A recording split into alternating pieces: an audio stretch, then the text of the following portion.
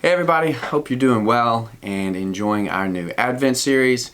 Dave got it kicked off last week, did a great job, it's good to have him back, and we are in the Gospel of Luke for Advent this year. And so this past Sunday we were in Luke 1, verses 26 through 38 in particular. This is the story of when the angel Gabriel comes to Mary, tells her about this miraculous conception that God is proposing wherein she will give birth to Jesus the Messiah. Two big ideas.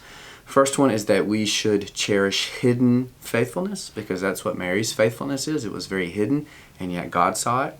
And then number two, Mary is here the paradigmatic example of obedience, in that she hears and then she joyfully submits to the will of God.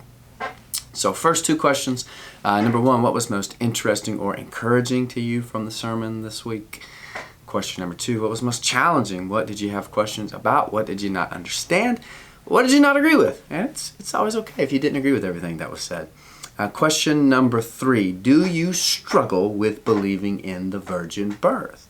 We talked about this a little bit during the sermon on Sunday, how the virgin birth has become something a lot of people have questions with.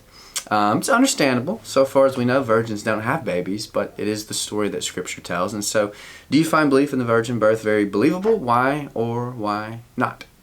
Question number four, is there something that God has spoken to you that you are resisting accepting?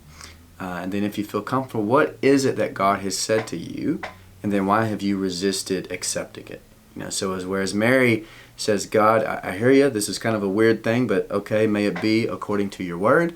Is there something where God has told you something, and instead of receiving it and accepting it, you've said, I don't know about that one. Could I maybe get a different word, Lord? Finally, our action step was to prioritize being more influenced by hidden faithfulness than showy spiritual exhibitionism. And so as you think about your faith and who you let influence you, I want you to think a little bit about whether or not you have perhaps given too much influence to people, Christians, who just kind of want to be famous for being Christians, instead of the hidden faithfulness of simple people like Mary. So, hope that makes for good discussing. You're having a great Advent, and I will see you on Sunday.